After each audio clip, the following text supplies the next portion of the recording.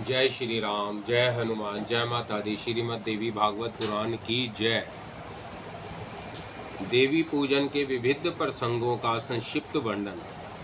हिमालय ने कहा, देवेश्वरी महेशानी करुणानिधे अंबिके, अब आप अपने पूजन की समुचित विधि बताने की कृपा कीजिए।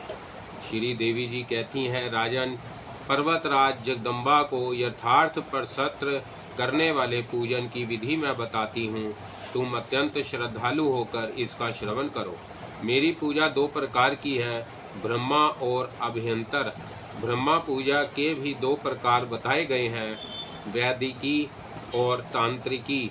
हिमालय मूर्ति भेद से वैदिकी पूजा भी दो प्रकार से संपन्न होती है।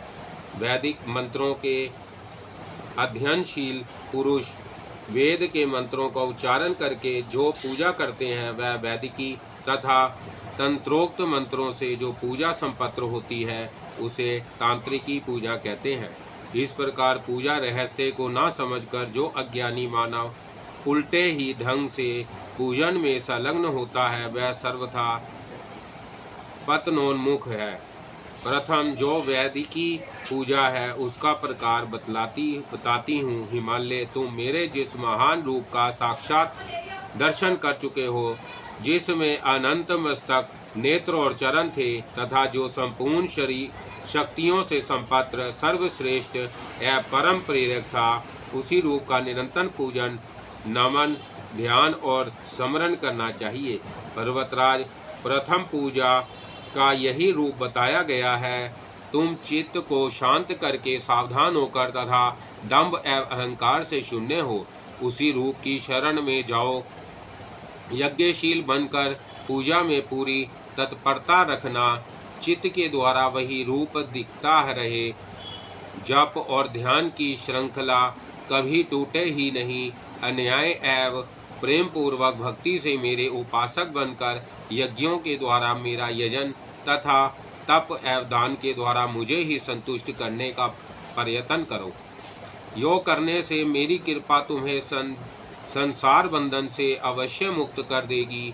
जो सदा मुझ पर निर्भर रहते हैं तथा जिनका चित्त निरंतर मुझ में लगा रहता है वह उक्त भक्त माने जाते हैं।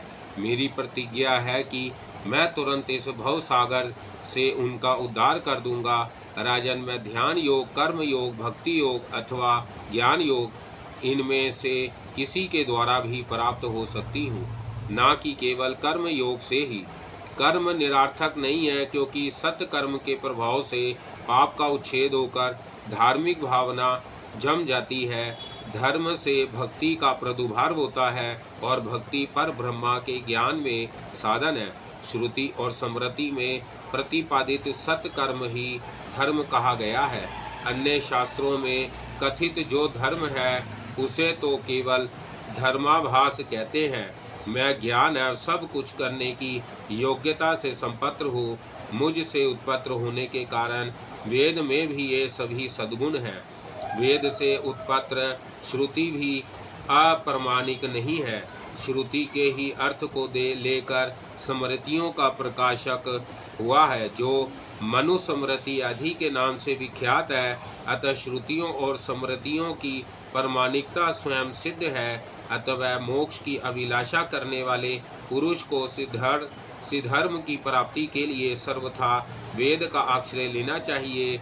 जैसे जगत में राजा की आज्ञा को कभी कोई नहीं टाल सकता, वैसे ही मुझ सर्वतंत्र स्वतंत्र शासक की आज्ञा जो श्रुति है उसे मनुष्य कैसे अमान्य कर सकते हैं।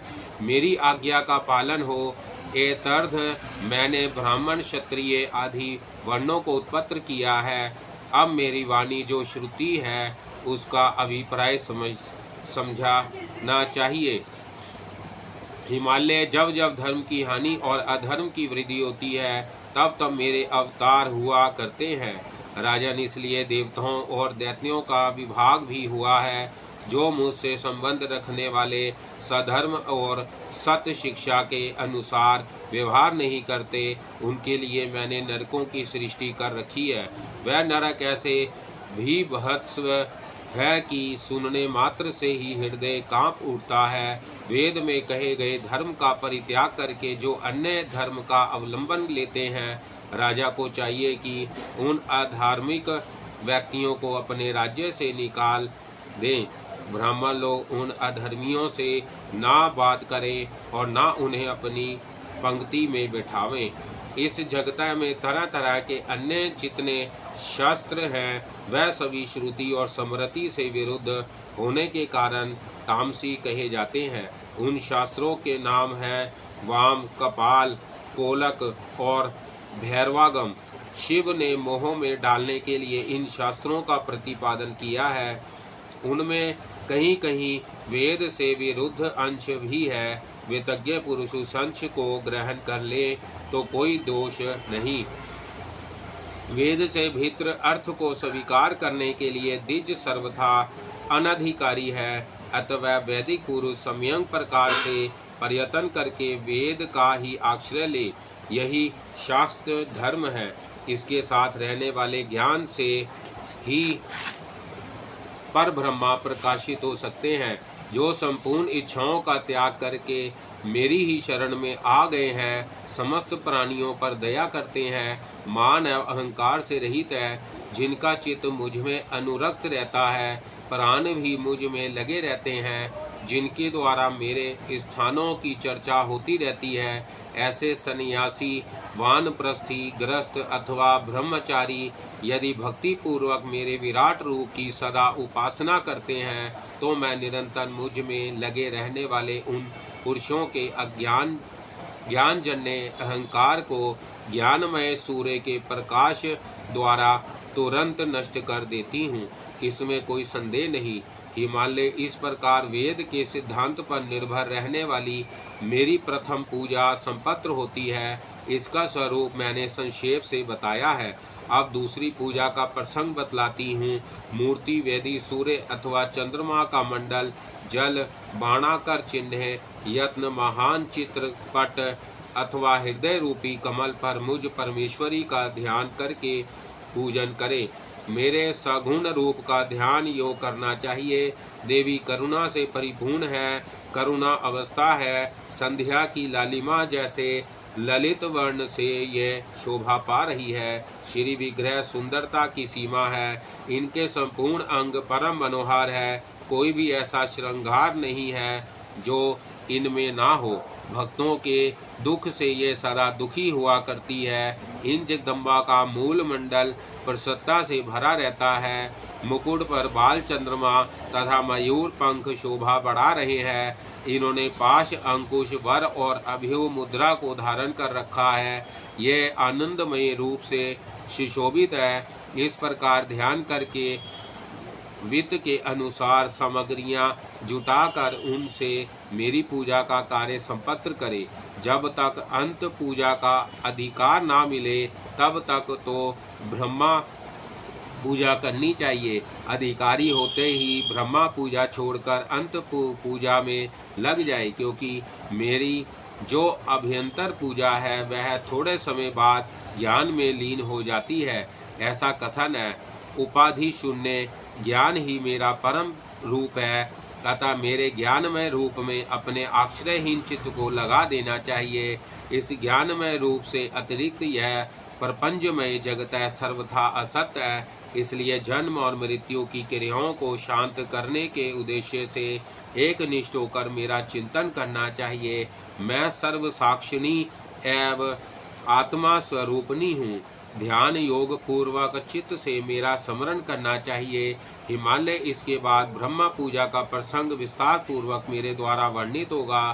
तुम मन को सावधान करके सुनो। पूजा विधि एवं फल श्रुति।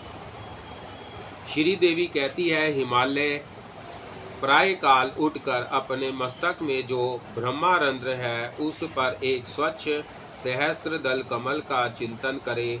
ध्यान यो होना चाहिए। यह कमल कपूर के समान श्वेत वर्ण का है। मेरे लौकिक गुरु के समान आकार वाले महाभाग गुरुदेव इस कमल के आसन पर विराजमान है। इनका मुख परम प्रसन्न है। तरह तरह के आभूषण इनकी शोभा बढ़ा रहे हैं। इनकी शक्ति भी साथ बैठी है। ध्यानोपरांत प्रणाम करके पंडित जन कुंडलिनी में देवी का ध्यान करे। यह ही देवी प्रथम प्रयाण में अर्थात जब ब्रह्मारंध्र पर पधारी थी तब इनका रूप एक प्रकाश पुंज सा था। फिर कुंडलिनी में पधारने पर ये अमृत स्वरूपनी बन गई है। अतः पद में अर्थात सुषुम्ना नाड़ी में विराजते समय यह ही परम शक्ति एवं अबला स्त्री के रूप में दर्शन दे रही है। इनका रूप परम आनंदमय है, अतः मैं इनकी शरण ग्रहण करता हूँ। राजन इस प्रकार ध्यान करने के पश्चात कुंडलिनी शिखा के मध्य में मुझे सचिनानंद स्वरूपनी देवी का ध्यान करें। यह सभी क्रियाएं संध्या बंधन के अंत में पूर्ण करनी चाहिए। इसके बाद श्रेष्ठ द्विज मुझे प्रसन्न करने के लिए अग्निहोत्र करें। होम करने के उपरांत अपने आसन पर बैठकर मेरी पूजा में संलग्न हो जाए। पहले भूत शुद्धि करके फिर मात्र का न्यास करना चाहिए। मात्र का न्यास में पहले रा इस माया बीज का उल्लेख अनिवार्य है। पूजा में प्रतिदिन यह न्यास होना चाहिए।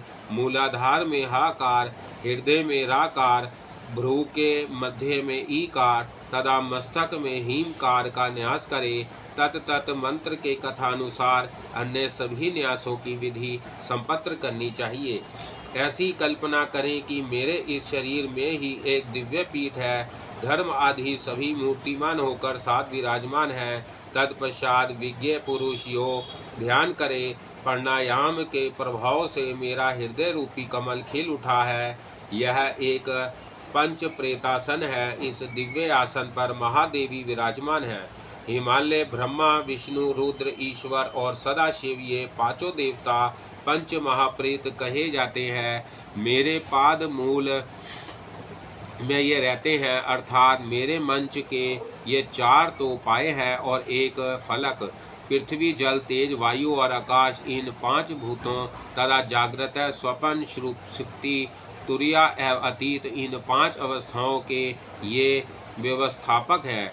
मेरा चिन्मय रूप तो अव्यक्त है। मैं इन अवस्थाओं से सर्वथा पूरे परे हूँ। शक्ति तंत्र में ब्रह्मा प्रभृति का विष्ट रूप से परिणत होना प्रसिद्ध है। यो निरंतर ध्यान करके मानसिक भोग सामग्रियों से मेरी पूजा और जप भी संपत्र करे। फिर मुझ श्री देवी को जप अर्पण करके अर्घ देने की व्यवस्था करे। सर्वप्रथम पूजा के सभी पात्र सामने रख ले। पूजा में आने वाली वस्तुओं को अस्त्र मंत्र अर्थात ओम फट इस मंत्र का उच्चारण करके शुद्ध करे। दिग्बंध भी इसी मंत्र से करना चाहिए। यह सब कृत्य समाप्त करके गुरुदेव को प्रणाम करें। फिर मेरी आज्ञा के अनुसार ब्रह्मा पूजा की तैयारी करनी चाहिए। राजन साधक के हृदय में मेरी जो दिव्य मनोहर मूर्ति बसी हो उसी ब्रह्मा पीठ पर आवाहन करें। फिर वेद मंत्र द्वारा प्राण प्रतिष्ठा करना आवश्यक है। आसन, आवाहन, अर्ध, पाद, आचमन, स्नान और वस्त्र दान ये विविध कर्म संपत्र करे। 2 वस्त्र अर्पण किए जाए। भूषणों से मूर्ति का श्रृंगार करे। सब प्रकार की गंध पुष्प आदि यथा योग्य वस्तुएं अपनी भक्ति के अनुसार देवी को अर्पण करे। इसके बाद मंत्र में लिखित आवाहन देवताओं का सविधि पूजन होना चाहिए। जो प्रतिदिन पूजा ना कर सकते हों वह शुक्रवार को पूजा करने का अनिवार्य नियम बना ले। अब उपयुक्त आवरण देवताओं के प्रसंग बताती हूँ। पहले मूल देवी की भावना करें। यह देवी परम प्रकाशमय है। इनका प्रकाश पुंज त्रिलोकी में व्यापक है। यो चिंतन करके आसन, पाद आदि यथा योग्य उपचारों से अंग देवताओं को सुपूजित करने के उपरांत पुनः मुझ मूल देवी की पूजा करनी चाहिए। पुष्प, चंदन, धूप, वस्त्र, निवेद्य, तर्पण, तांबूल और दक्षिणा आदि से मुझे संतुष्ट करना आवश्यक है। तुम्हारे बनाए हुए सहस्त्र नाम से मैं बहुत प्रसन्न होती हूँ। राजन, कवच तथा अहम रुद्रे भी इस सूक्त से एवं देव व्यर्थ शीघ्र के मंत्रों और महाविधा संज्ञक प्रधान मंत्रों से बार बार मुझे प्रसन्न करे। इसके बाद पुरुष को चाहिए अपना हृदय प्रेम रस से सिद्ध करके मुझे जगदम्बा के प्रति अपराध क्षमा होने के लिए प्रार्थना करें। संपूर्ण अंगों के पुलकित होने से आँखों में आंसू आ जाए, कंठ से बोला ना जा सके, बारंबार नाच और गाकर मुझे संतुष्ट करे। संपूर्ण वेद और पुराण मेरे ही सुयश का बखान करते हैं, कारण मैं उनकी अधिष्ठात्री हूँ। अतः उन वेदों एवं पुराणों के सहयोग से मुझे संतुष्ट करना चाहिए। अपना सर्वस्व यहाँ तक कि अपने शरीर को भी मुझे नित्य अर्पण कर दे। तदंतर नित्य होम करे, ब्राह्मण तथा सुहागिनी स्त्रियों को भोजन कराया जाए। छोटे छोटे अज्ञानी बालकों को भी देवी का रूप मानकर उन्हें भोजन कराना चाहिए। नमस्कार के पश्चात अपने हृदय में जिस क्रम से जिसका आवाहन आदि किया हो, ठीक उसी के विपरीत क्रम से विसर्जन करें। उत्तम व्रत का आचरण करने वाले हिमालय मेरी सारी पूजा हलेखा मंत्र से संपन्न हो जाती है, क्योंकि यह मंत्र संपूर्ण मंत्रों का अधिष्ठाता कहा गया है। यह मंत्र दर्पण सा है, मेरा प्रतिबिंब निरंतर इसमें झलकता रहता है। अतः इस मंत्र का उच्चारण करके दिया हुआ पदार्थ संपूर्ण मंत्रों से अर्पित समझा जाता है। फिर भूषण आदि श्रेष्ठ सामग्रियों से गुरुदेव की भली भांति पूजा करके स्वयं कृतकृत्य हो जाए।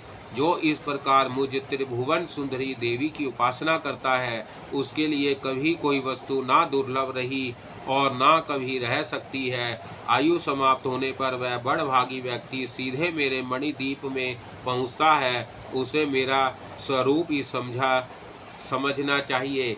देवता लोग नित्य उसको प्रणाम करते हैं। राजन, इस प्रकार महादेवी की पूजा का प्रसंग मैं तुम्हें सुना चुकी। तुम इन सभी विषयों पर भली भांति विचार करके अपने अधिकार के अनुसार मेरे पूजन में संलग्न हो जाओ। इसके उत्तम प्रभाव से तुम कृतकृत्य हो जाओगे। यह प्रसंग मेरा गीत शास्त्र कहलाता है। जो मेरी आज्ञा ना मानता हो, मेरे प्रति जिसकी श्रद्धा ना हो तथा जो धूर्त एवं दुष्ट विचार का हो, उसके सामने कभी भी इस प्रसंग का विवेचन नहीं करना चाहिए।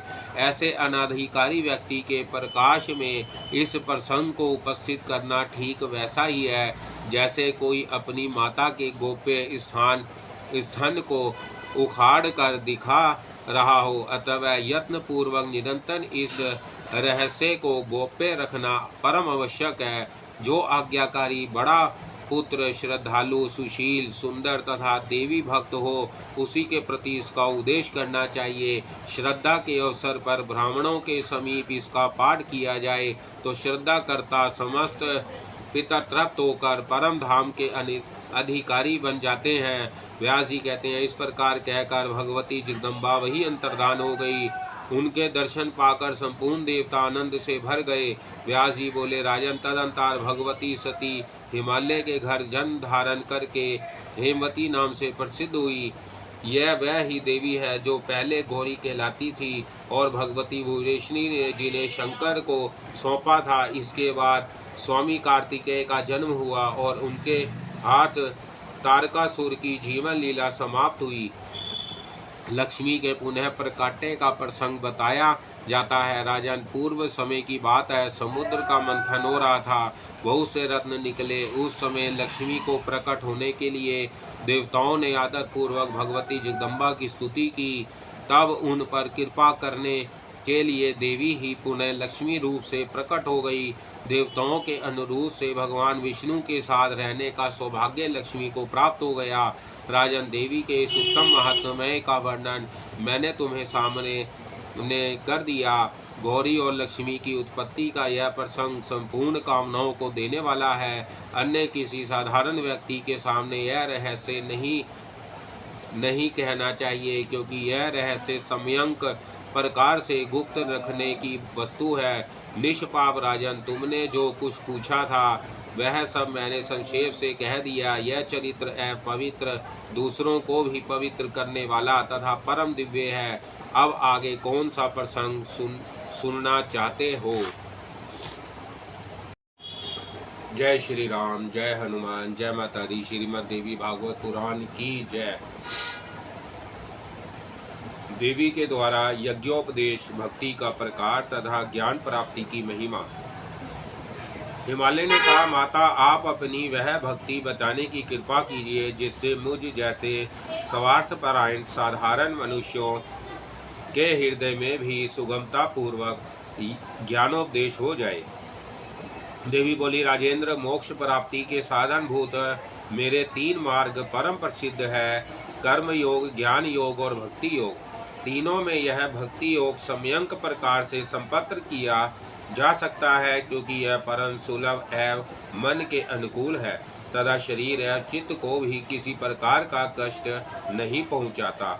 मनुष्यों के गुण भेद के अनुसार वह भक्ति भी 3 प्रकार की मानी जाती है, जो दूसरे को दुखी बनाने के उद्देश्य से दंभ पूर्वक डहा एवं क्रोध से भरकर भक्ति करता है, उसकी वह भक्ति तामसी है। गिरिराज हिमालय जो दूसरे को पीड़ा तो नहीं देता परंतु अपना ही कल्याण चाहता है तथा जिसका हृदय कामना से कभी खाली नहीं होता, यश एवं भोग की लालसा लगी रहती है तथा जो फल पाने की इच्छा से ही श्रद्धा पूर्वक मेरी उपासना करता है, भेद बुद्धि के कारण मुझे अन्य समझता है, उस मंदबुद्धि मानव के द्वारा की हुई भक्ति राजसी है।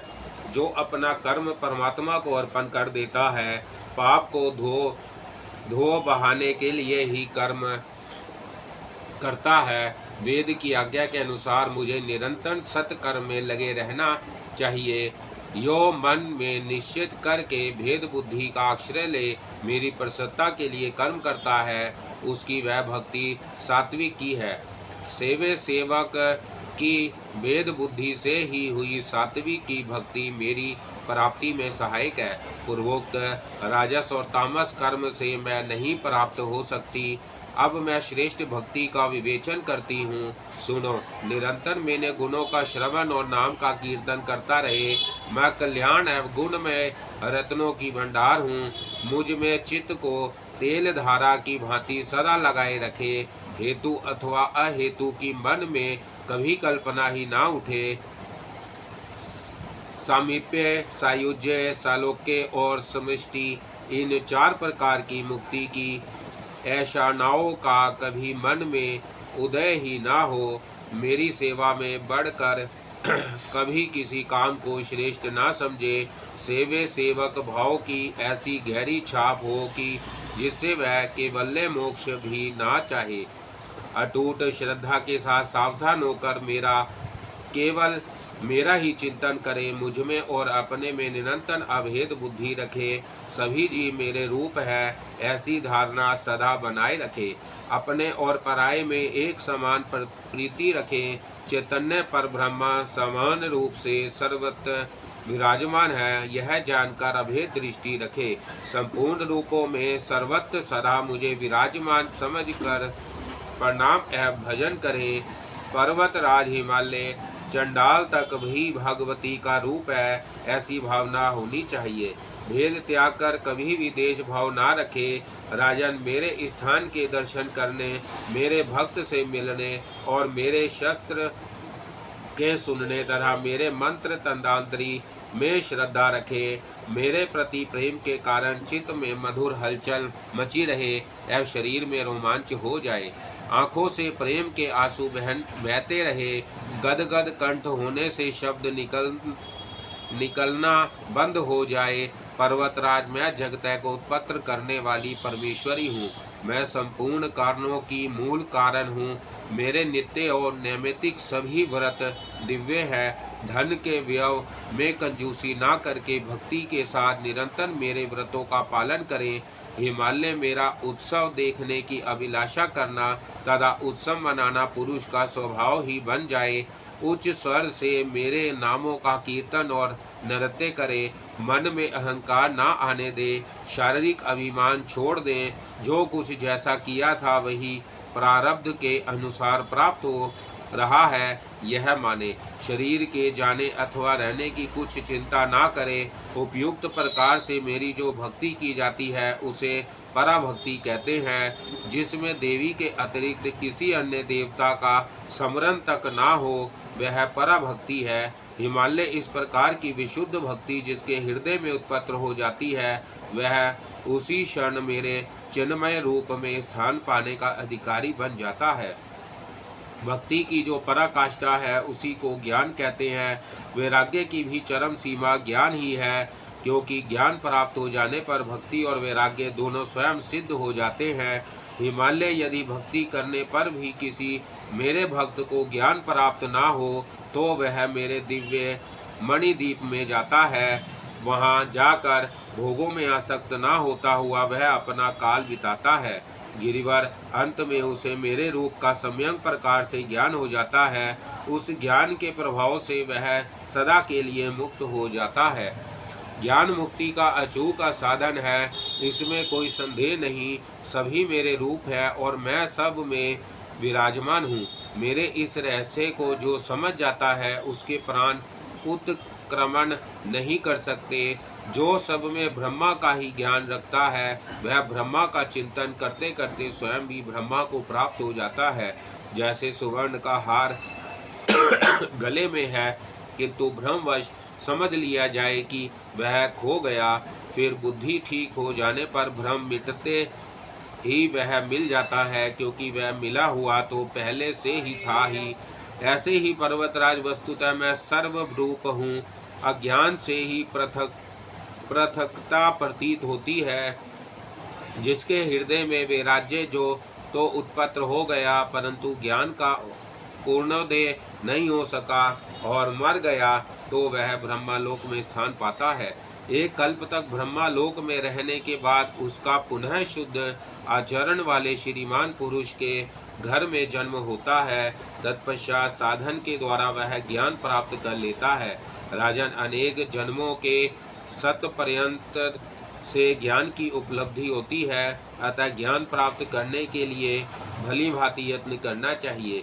पर यत्न में स्थिरता रही तो बड़ी भारी हानि है, क्योंकि यह मनुष्य जन्म पुनः मिलना बड़ा कठिन है। यदि किसी प्रकार मानव जन्म मिल भी गया तो वर्णों में श्रेष्ठ ब्राह्मण और उसमें भी वेद पाठी होना महान दुर्लभ है। साथ ही शम दम प्रतीक्षा आदि 6 संपत्तियां, योग सिद्धि तथा उत्तम गुरु, इन सब का मिलना तो सुलभ है ही नहीं।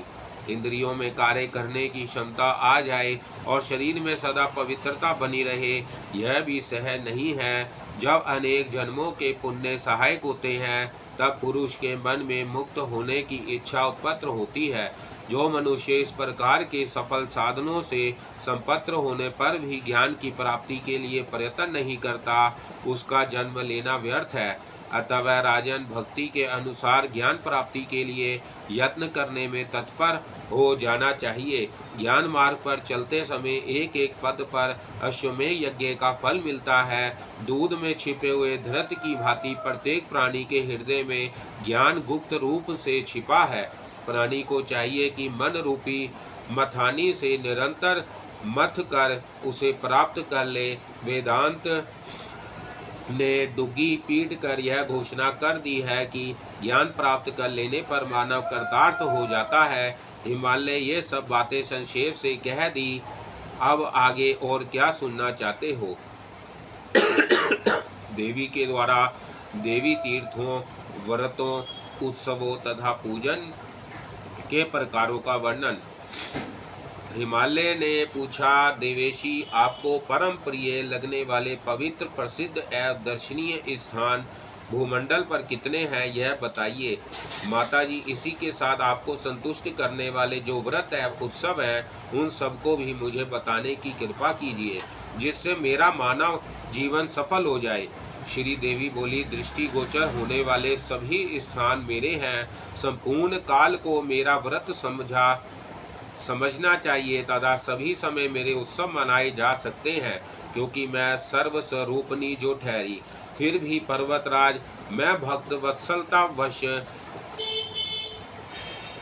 कपिमय स्थानों का परिचय कराती हूँ, तुम सावधान होकर सुनो।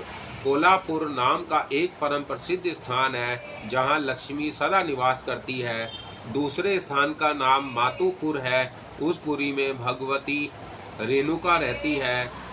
तुलजापुर में मेरा तीसरा स्थान है। ऐसे ही एक स्थान का नाम सप्तशृंग है। हिंगुला ज्वालामुखी, शकांबरी, भ्रमरी, रक्तदंतिका और दुर्गा, इन देवियों के स्थान इन्हीं के नाम से प्रसिद्ध है। भगवती विंध्याचली का सर्वोत्तम स्थान विंध्या पर्वत पर है। अन्नपूर्णा स्थान और कांचीपुर स्थान अत्यंत श्रेष्ठ माने जाते हैं। देवी भीमा और विमला के उत्तम स्थान इन्हीं के नाम से विख्यात है। श्री चंद्रला का महान स्थान कंटक देश में है। ऐसे ही एक कौशिकी स्थान है। नीलंबा देवी का स्थान नील पर्वत के शिखर पर है। जम्बू देश्वरी श्रीनगर स्थान के पास रहती है। भगवती गुहा काली का स्थान नेपाल देश में है। भगवती मीनाक्षी का उत्तम स्थान चिदम्बरम में बताया गया है। देवी सुंदरी का परम उत्तम स्थान वेदारण्य में है। भगवती पराशक्ति एकांबर नामक सुप्रसिद्ध स्थान में शोभा पाती है। भगवती महालया, महालसा और योगेश्वरी का स्थान इन्हीं के नाम से प्रसिद्ध है। देवी नील सरस्वती का स्थान चीन देश में है। देवी बगला का सर्वोत्कृष्ट स्थान वैद्यनाथ धाम में है। मैं सर्वेश्वर संपत्र भगवती भुवनेश्वरी हूँ। मेरा स्थान मणिदीप पर्वत पर कहा गया है। शंकर सती के शरीर को लेकर घूम रहे थे। उस समय सती का योनि भाग जहाँ गिरा वह स्थान कमरू नामक देश से प्रसिद्ध हो गया। वही भगवती त्रिपुर सुंदरी का स्थान है। महामाया से सुशोभित यह स्थान जगत में जितने क्षेत्र हैं उन सब का रत्न है। धरातल में इससे बढ़कर प्रसिद्ध स्थान कहीं कोई भी नहीं है। वह इतना जीता जागता स्थान है कि प्रत्येक मास में देवी वहाँ रज सबला हुआ करती है। उस समय वहाँ के रहने वाले सभी प्रधान देवता पर्वत पर चले आते और वहाँ ठहरने की व्यवस्था कर लेते हैं। विधान पुरुषों का कथन है कि उस अवसर पर वहाँ की संपूर्ण भूमि देवीमय हो जाती है। अतः इस कामाख्या योनि मंडल से श्रेष्ठ अन्य कोई स्थान नहीं है। हिमालय संपूर्ण ऐश्वर्यों से संपन्न पुष्कर क्षेत्र भगवती गायत्री का उत्तम स्थान कहा गया है। अमरकंटक देश में भगवती चंडिका का स्थान है। प्रभास क्षेत्र में भगवती पुष्कर रेशनी रहती है। निमिषारण्य परम प्रसिद्ध स्थान है। वहाँ संपूर्ण शुभ लक्षणों से शोभा पाने वाली भगवती ललिता विराजती है। पुष्कर में देवी पुरुहूता का तथा शाड़ी में देवी रति का उत्तम धाम है। चंड मुंडी नामक स्थान में चंड और मुंड को शांत करने वाली भगवती परमेश्वरी विराजमान है। भारभूति में देवी भूति का तथा नकुल में देवी नकुलेश्वरी का धाम है। हरिश्चंद्र नामक स्थान में भगवती चंद्रिका एवं श्रीशैल पर्वत पर भगवती शंकरी प्रसिद्ध है। जपेश्वर में देवी त्रिशूला और अम्रकेश्वर में देवी सुषमा विराजती है। महाकाल नामक क्षेत्र में भगवती शंकरी, मध्यम संज्ञक स्थान में शवाणी तथा केदार नाम से प्रसिद्ध महान क्षेत्र में देवी मार्गदायिनी शोभा पाती है। भैरव नामक स्थान भगवती भैरवी का तथा गया भगवती मंगला का स्थान कहा गया है। देवी स्थानुप्रिय कुरुक्षेत्र में रहती है और देवी स्वयंभूवी नकुल में, कनखल में देवी उग्रा का, विमलेश्वर में विशेषा का, अठाहस नामक स्थान में महानंद का, महेंद्र पर्वत पर महंता का, भीमा पर्वत पर भगवती भमेश्वरी का, वस्त्रापथ नामक स्थान में भगवती शंकरी का, अर्धकोटि पर्वत पर रुद्रानी का, अभिमुक्त क्षेत्र में विशालाक्षी का,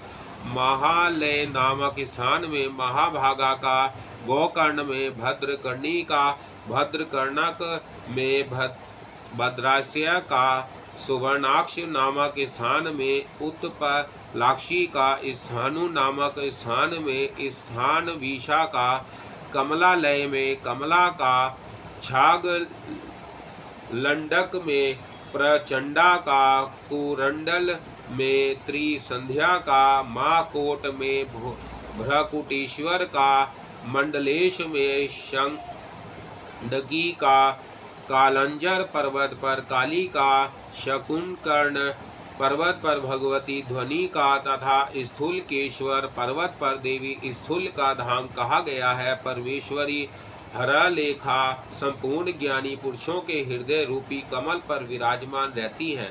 पर्वतराज हिमालय ये उपयुक्त सभी स्थान देवी को परम प्रिय है। पहले इन संपूर्ण क्षेत्रों का महत्वमय सुने, तत्पश्चात शास्त्रोक्त विधि से देवी की पूजा में लग जाए। अथवा नागराज, यह संपूर्ण क्षेत्र काशी में ही विराजमान है, अतः देवी में श्रद्धा रखने वाला पुरुष निरंतर काशी में रहने का प्रयत्न करे। वही रहकर उक्त स्थानों का दर्शन करते हुए देवी के मंत्र का जप है उनके चरण कमलों का ध्यान करे। इस पुण्य में कर्म के प्रभाव से पुरुष संसार बंधन से मुक्त हो जाता है।